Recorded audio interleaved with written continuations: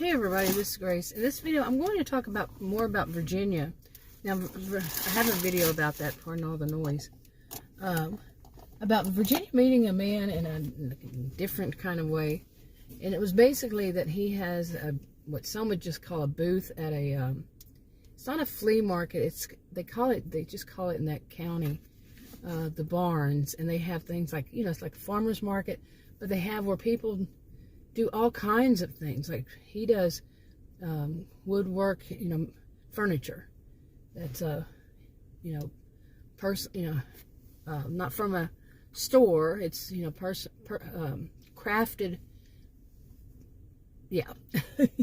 by an actual person. What is the term I'm looking for? Oh my goodness! But handcrafted, yeah. Anyway, he does furniture like beds and living room and tables and stuff like that. And so his booth, for lack of another term, is kind of big. But other people do other things, stuff, and it's all new. It's not like a flea market where some of the stuff is old. It's all new stuff, and that's how people in that county, Victorson County, they do it. They usually buy from other people in the county at the barns. And stuff they can. Otherwise, it's just, goes to a distribution center and it goes to the stores. But much of the stuff in the stores is like people do their, have cattle, people who have vegetable farms and stuff like that. People who make whatever it is. Okay. Anyway, so Virginia met him at the barns. Okay, she was looking for furniture for her home. And he was the one running it.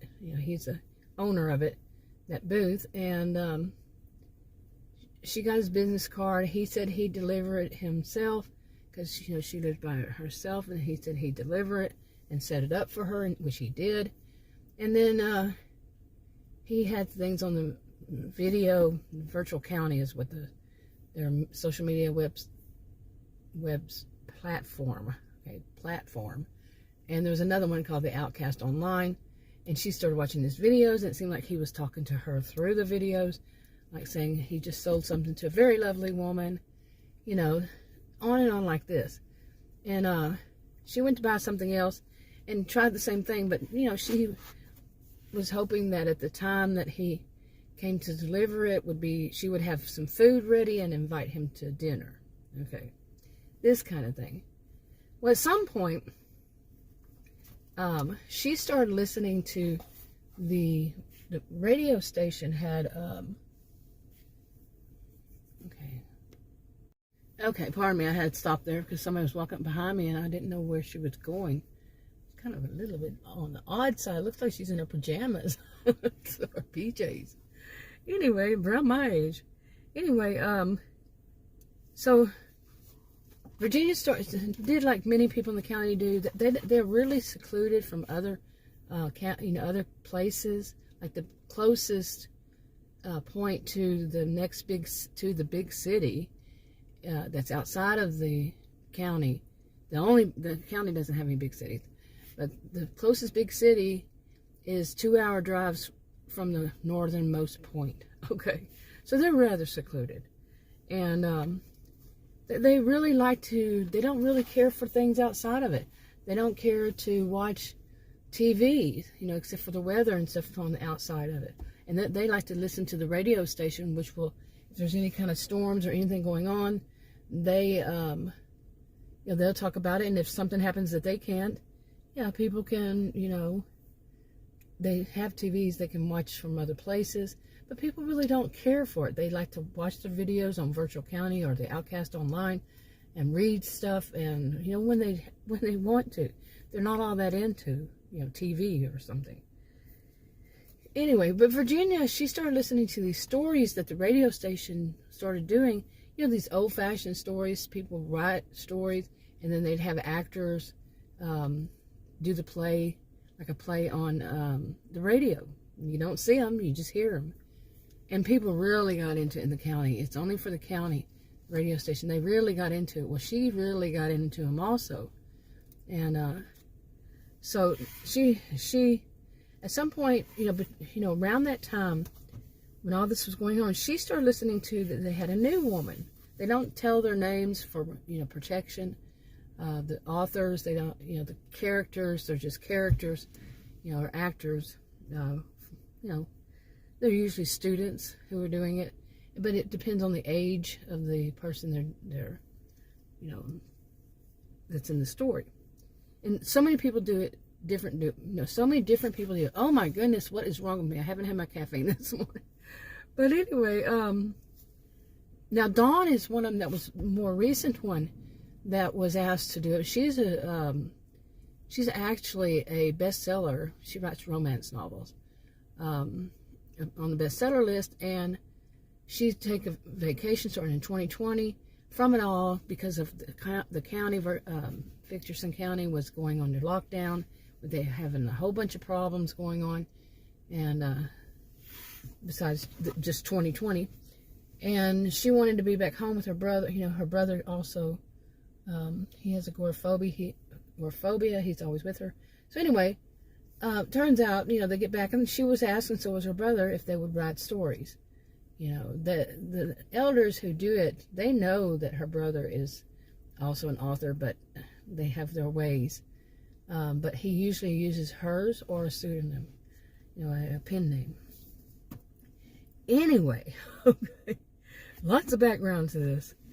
But Virginia, okay, now she started listening to the one that Dawn puts out. Now, like I said, they don't know the name of the authors, but the authors are allowed to give an email address with a pseudonym, with a pen name, with something other than their actual name that they're known for. Okay, whether it's a pen name or pseudonym or whatever. So a fake one. So anyway, Virginia starts listening to, Dawn's story. Here's a new one. Everybody's excited. There's a new story for the radio. They still have the other ones. They're like soap operas, but in voice only, no pictures. Okay, no video. So anyway, so Virginia starts listening, and she gets a little shocked by what it turns out is Dawn. And like I said, she don't know it's Dawn. Dawn's story, D-A-W-N. Hers is, her whole storyline starts off with a story about a woman going to the barns. Okay, that she comes up with something else for hers, and meets this man, and this man's very flirtatious, and this is true, but Dawn is making it fictional, hypothetical fictional, but she's really telling, it's based on fact, based on what really happened, that she was there and she saw this man flirting with this woman, which was Virginia, and total strangers, both of them, and she just got the heebie-jeebies from it. Now you go back and watch those videos, so I don't have to go into all that detail, but so she fictionalizes the story, makes it a bit fictional, but Virginia realizes it's about her, not really about her, but it was too similar. It was too similar to her situation, so it made her think, is this common? Does this happen a lot? That, there's somebody who has a store and a man who runs a store and he flirts with women, or that this is just a common thing. It made her think, and that's Dawn's purpose. Dawn and Dawn sound so close, but her purpose was she wanted to find some way to reach this woman that she saw at the barns, at that Sean, his name is Sean, at his furniture place, okay, because she did get the heebie-jeebies, and she wanted to find some way to get it without being creepy, without being totally creepy, like trying to locate the woman. No, she made her part of her storyline. And well, she also gave the address, that, like I said, a fake name address, and so for anybody who has had any situation similar to this, or for just comments, whatever, they could write to her. you know, to the author. Okay, so guess who does? You got it. Virginia wrote to Dawn. Dawn. There's not an easy way to make those two words, those two names sound different. But anyway, she wrote to her. But the thing about it is, so did a lot of women. Or several other women. Now think about that. How would you see it? Would you see it as, of course, a man that's doing that, you know, is a flirtatious kind of man that would give another woman the heebie-jeebies when she saw him flirting with this woman? You know, if he's, you know, Dawn is more of a, you know, she's very empathetic. She picks up the old-fashioned word vibes from things. And because she studied quite a bit, and with her degrees and her experiences in life, and that she writes romance novels, yeah, she's done quite a bit of research on these various things. And so some would just say she picked up vibes and she got the heebie-jeebies. Some would just say because of her education. It could be both, okay? And then some. But anyway, a lot of women, or several, I should not say a lot, several, like I said, women wrote in. So yeah, what's going to happen from there? Well, I'm not sure yet. This is a hypothetical fictional story, a part of a series of hypothetical fictional stories. And this is a rough draft. It's just basically highlights. It helps me to do this very rough draft recording to help me see how the storyline's going to work and make changes if I need to. I've been doing this for years on various channels. Like I said, over years. And this is, Virginia is a little bit of a newer one. It depends on how a person defines new. But, yeah. Dawn was one of the first characters I ever made in that story back many years ago. So long ago, I don't even remember. But anyway, but they're about these kinds of things. You know, when something is suspicious, or, you know, some of them are, not all of them, but when something's just not right. You know, some of them are mysteries, in other words. This mystery dramas. But how would you see it? You know, if somebody is selling furniture and they're flirtatious towards a woman, and you saw it, the person who owns the business, how would you see that? They're flirtatious. Are they trying to make a sale?